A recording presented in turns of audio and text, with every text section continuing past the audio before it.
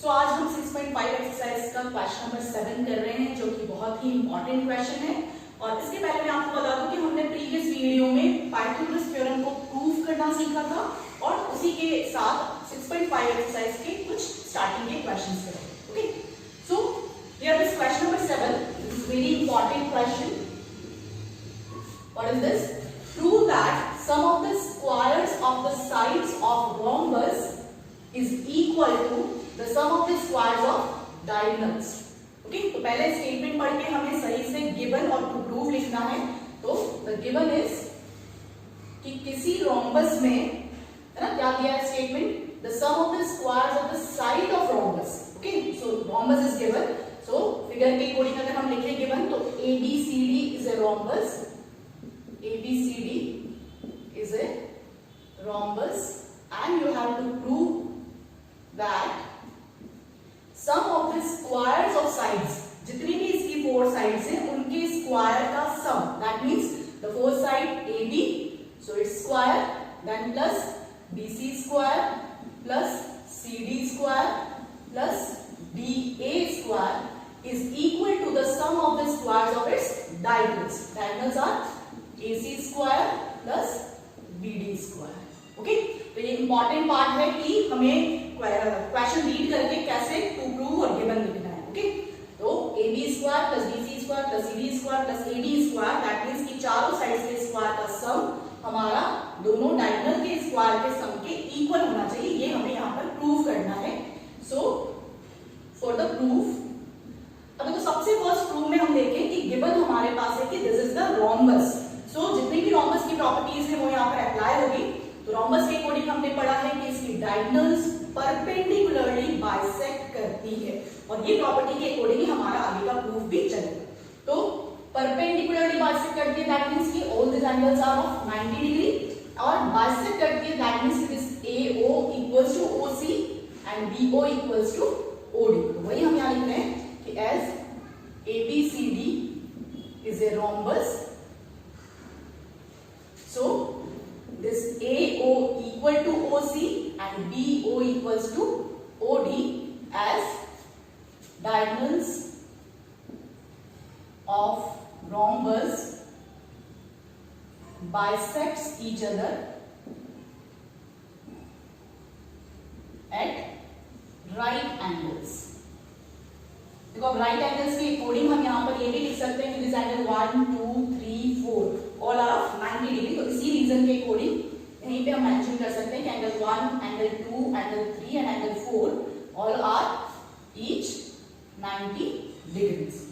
अब देखो हमने पाइथागोरस थ्योरम पढ़ी, वो राइट एंगल ट्रायंगल पर ही एप्लीकेबल होती है. तो हमारे पास यहाँ पर अगर हम ध्यान से देखें तो 4 राइट ट्रायंगल्स क्रिएट हुए और हर राइट ट्रायंगल से 1 2 3 4 ऑल 4 राइट ट्रायंगल से अगर हम पाइथागोरस थ्योरम अप्लाई करें तो हमारे पास ये जो रिजल्ट है वो आ जाएगा. तो कैसे क्या करने को, यहां से मैं गिवन टू प्रूव ये सब पहले रब कर देती हूं.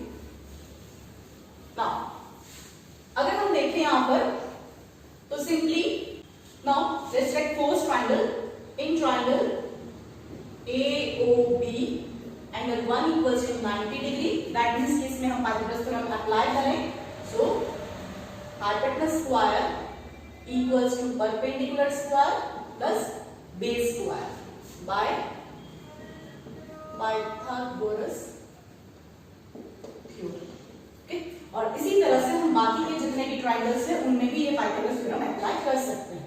तो let it be first equation and in triangle BOC angle 4 equals to 90 degree, that means कि BC square equals to BO square plus OC square. This is second equation. In the same way, in triangle COD angle 3 is equals to 90 degree. In the same way, you have to write CD square equal to CO square plus OD square, and this is the third equation. And in last triangle AOD, this angle 2 equals to 90 degree. So AD square equals to AO square plus OD square. अब तो इसके बाद अगर हम अपना to prove अगर ध्यान से देखें तो वहां पर था हमारे पास AB square plus BC square plus CD square plus AD square. That means कि हमें अब इन चारों इक्वेशंस को सम करना है तो हमारे पास इसकी लेफ्ट साइड तो क्लियरली आ जाएगी। तो क्या करेंगे, देखो AB square plus BC square plus CD square plus AD square that is equals to क्या होगा, देखो ये सारी टर्म्स लिखी हमने, अब राइट साइड की सारी टर्म्स लिखें तो सबसे फर्स्ट है हमारे पास AO square plus BO square, then in second equation BO square plus OC square, in third equation OC square plus OD square, in fourth this is AO square plus OD square. Okay, अब तो यहाँ पर कोई changes नहीं करना है, ये as it is आपको टू प्रूव में चाहिए, हमें चेंजेस यहाँ करने हैं। और अगर हम इसे ध्यान से देखें तो AO स्क्वायर 2 टाइम्स आ रहा है, BO स्क्वायर 2 टाइम्स आ रहा है, OC स्क्वायर 2 टाइम्स है, सिमिलरली OD स्क्वायर भी आपके पास 2 टाइम्स है। तो सिंपली इसे हम लिख सकते हैं, we can write that this 2AO square plus 2BO square plus 2CO square and 2DO square, और यहाँ पर आपके पास जो टर्म चल रही है that is the square of the sides, sum of the square of side AB square plus BC square plus CD square plus DA square। Okay, ना अगर ये 2 अगर हम देखें, अगर देखो सबसे फर्स्ट जो हमने लिखा था कि इसकी डायगोनल बाइसेक्ट कर रही है तो AO and OC both are equal, तो अगर हम यहाँ पर इस OC को रिप्लेस कर दें AO से और similarly BO and OD are equal, तो BO और OD में भी OD को अगर हम रिप्लेस कर दें BO से तो हमारे पास आ जाएगा this is 2AO square and 2BO square as it is. यहाँ पर CO की जगह मैं AO रिप्लेस कर रही हूँ और DO की जगह BO रिप्लेस कर रहे हैं as AO equals to OC and BO equals to OD। Okay, अब देखो वापस से अगर हम देखें यहाँ पर तो this 2AO square and 2AO square that is 4AO square and here also this is 4BO square. तो अगर हम अपने गिवन टू प्रूव पर फोकस करें तो here it is AC square plus BD square, that means यहाँ पर AO square की जगह हम AC स्क्वायर बनाएंगे और BO की जगह BD स्क्वायर बनाएंगे। तो सिंपली अगर हम यहाँ पर इसको 2AO का होल स्क्वायर लिख सकते हैं, 4 को मैंने 2 का स्क्वायर लिख दिया और AO का स्क्वायर ऑलरेडी था, and similarly this is 2BO square and 2AO that means this is AC square and this is BD square. 2AO मतलब AO प्लस AO दोनों इक्वल है, तो आपके पास ये क्या बन जाएगा AC स्क्वायर, और इसी के अकॉर्डिंग आपका ये प्रूफ भी पूरा क्या हो गया, कंप्लीट हो गया। ओके, तो इंटरेस्टिंग था, ध्यान से करोगे तो इजी भी लगेगा और इंपॉर्टेंट क्वेश्चन मिलेगा। सिंपली जो रोम्बस की प्रॉपर्टीज है वो अप्लाई करी और राइट एंगल ट्रायंगल के अकॉर्डिंग हमने 4 ट्रायंगल्स में पाइथागोरस थ्योरम अप्लाई करा, सबको सम किया, you will get the result. Now in next question, question number 8, we have given a figure O is a point in the interior of this triangle ABC and OD is perpendicular to BC, OE is perpendicular to AC and OF is perpendicular to AB. Now we have to show that OA square plus OB square plus OC square minus OD square minus OE square minus OF square that is equals to AF square plus BD square plus CD square. तो देखो यहाँ पर हमें दिया है OA square, that means we have to join this OA and OB, so join OB also, then OC join this OC. Okay, so for given we have triangle ABC और इसमें आपको OD perpendicular to BC, OE perpendicular to AC and OF perpendicular to AB given है, and we have to prove में आपके पास simply एक first और जो second part है वो आप मार्क करोगे, है ना। I am starting with the proof. अब देखो यहाँ पर भी प्रूफ बहुत इजी है, इतना बड़ा जरूर दिख रहा है, लेकिन सिंपली हमें पाइथागोरस थ्योरम अप्लाई करनी है और आपको साफ पता चल रहा है कि यहाँ पर 90 डिग्री परपेंडिकुलर्स मार्क कर रखे हैं, यानी कि 90 डिग्रीज भी है। सो जो भी राइट एंगल ट्रायंगल्स हमारे पास है वहां से अगर हम पाइथागोरस थ्योरम अप्लाई करें तो आपके पास ये रिजल्ट बन जाएगा। But the thing is that कि कौन से ट्रायंगल्स हम लें इसमें से, है ना। So many right triangles are here, so इसमें से कौन से राइट ट्रायंगल्स हम चूज करें जिससे हमारा ये फर्स्ट रिजल्ट आ जाए। तो देखो ध्यान से आप पहले फर्स्ट पार्ट को देखो, OA square, OB square, OA square, OB square, OC square, then OD square, OD square, OE square, OF square. और अगर हम यहाँ पे ये वाला पार्ट देखें ध्यान से, देखो AF स्क्वायर, AF कहाँ आएगा, इस ट्रायंगल में आपके पास इंक्लूड होगा। Similarly BD square for this triangle and CE square this one, that is this triangle. तो जो ये मैंने मार्क करे हैं उन ट्रायंगल्स पे अगर हम पाइथागोरस थ्योरम अप्लाई करें और क्या दिया है सबका सम, और सम करें अगर हम तो आपके पास ये रिजल्ट बन जाए। Now in triangle AFO angle F equals to 90 degree, तो हम यहाँ पर पाइथागोरस थ्योरम अप्लाई करें तो ध्यान से करना है 90 डिग्री के सामने वाली साइड आपकी हाइपोटेनस होती है। So AO square equals to AF square plus FO square, this is our first equation. इसी तरह से अगर हम ये रिमेनिंग ट्रायंगल्स में भी पाइथागोरस थ्योरम अप्लाई करें तो आपके पास रिजल्ट आ जाएगा। जैसे in triangle BDO angle D equals to 90 degree, अब 90 यहाँ है तो हाइपोटेनस कौन सी है आपके पास BO, so BO square equals to BD square plus OD square, this is second equation. And similarly आपके पास नेक्स्ट ट्रायंगल में देखें तो दिस एंगल E आपका 90 डिग्री है, तो OC जो है that is the hypotenuse, so this is CE square plus OE square, this is our third equation. अब देखो सिंपली हमारे पास यहाँ जो रिजल्ट है उस पे फोकस करें हम, तो देखो AO square plus OD square plus OC square, AO square plus BO square plus OC square आ रहा आपके पास, यानी कि तीनों इक्वेशन को अगर हम सम कर दे तो हमारे पास इतना पार्ट आ जाएगा और रिमेनिंग पार्ट भी अपने आप ही एडजस्ट भी हो जाएगा। क्या है, on heading first, second and third you will get AO square plus BO square plus CO square, that is equals to AF square plus FO square plus BD square plus OD square and this plus CE square plus OE square, left side आपस में plus, right side आपस में plus. अब देखो इसमें हमारे पास OD square, OE square, OF square negative है, that means कि ये OD स्क्वायर, OE स्क्वायर और OF स्क्वायर को अगर हम राइट साइड लेफ्ट साइड में अगर शिफ्ट कर दें तो वो नेगेटिव में हो जाएंगे और आपका रिजल्ट जो है वो आ जाएगा। Okay, so AO square plus BO square plus CO square minus this OD square minus OE square minus OF square, that is equals to AF square plus BD square plus CE square. तो ये आपका first part आपका simply prove हो गया।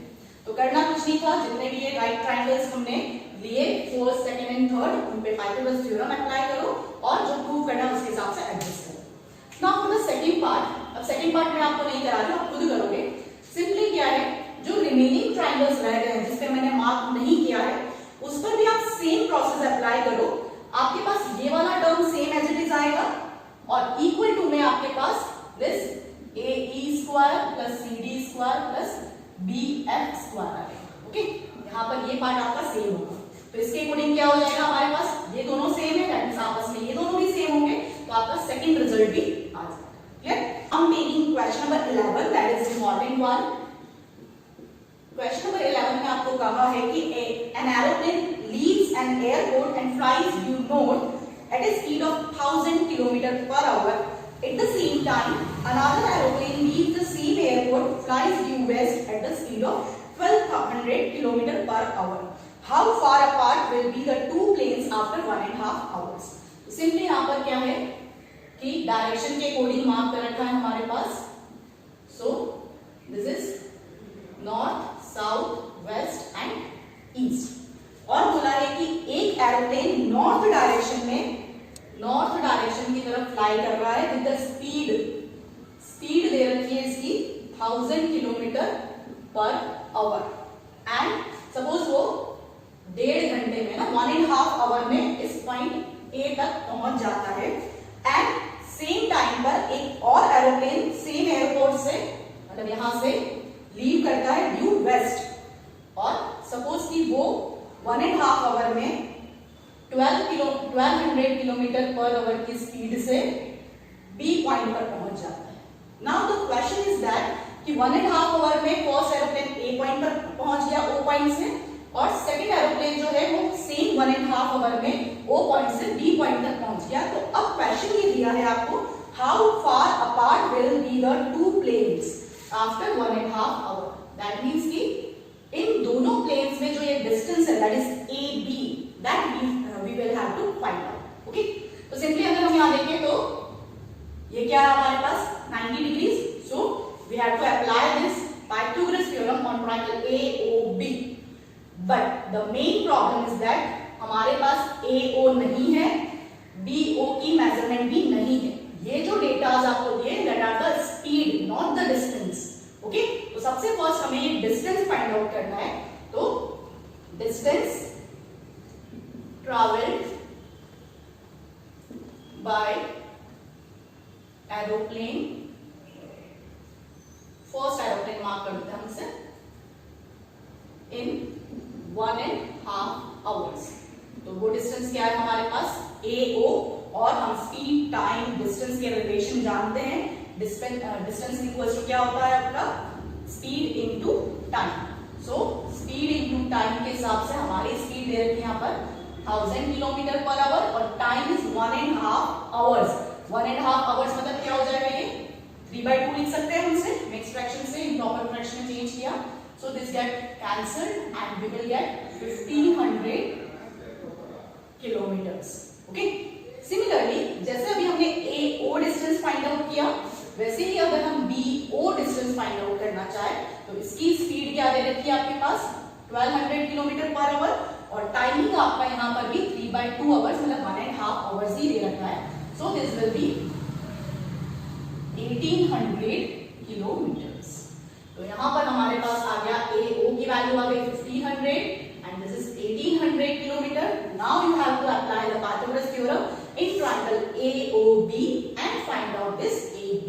तो ये आप खुद कर सकते हो, इसके आगे का प्रोसेस इजी है, सिंपली पाइथागोरस थ्योरम आपको अप्लाई करना। Okay, now moving to the next question, question number 12, that is also a application based question. Pythagoras theorem का ही एप्लीकेशन दे रखा है इसमें, और बहुत ही इजी क्वेश्चन दे रखा है। What is this? In question number 12, two poles of height 6 meter, one is of 6 meter height and another is of 11 meter height। दो पोल है, एक 6 मीटर हाइट का है, 11 मीटर हाइट का है, stands on a plain ground if the distance between the feet of the two poles, दोनों के feet के बीच में डिस्टेंस जो है that is 12 meters, then find the distance between their top। तो इनके टॉप में आपको डिस्टेंस फाइंड आउट करना है। तो let the first pole be AB and the second pole be CD। So we have to find this AC, आपको find out करना है कि इनके टॉप में क्या डिस्टेंस रहे। तो सिंपली अगर हम देखें कि यहां से पैरेलल एक लाइन बनाए, ओके, तो यहाँ पर ये 90 है, तो ये भी क्या होगा आपके पास 90, क्योंकि वर्टिकल टावर्स क्या रखे। सो हियर इट इज 12, तो आपके पास ये भी क्या हो जाएगा, इसको हम E मार्क कर देते हैं। तो जब BD 12 है तो AE भी क्या होगा 12, एंड यहाँ पर अगर हम देखें तो this whole CD is 11 meters and AD 6 meters। इतना पार्ट ही हमारे पास क्या है 6 मीटर, दैट मींस कि रिमेनिंग जो CE का है मेजरमेंट वो क्या हो जाएगा 11 minus 6, दैट मींस 5 meters।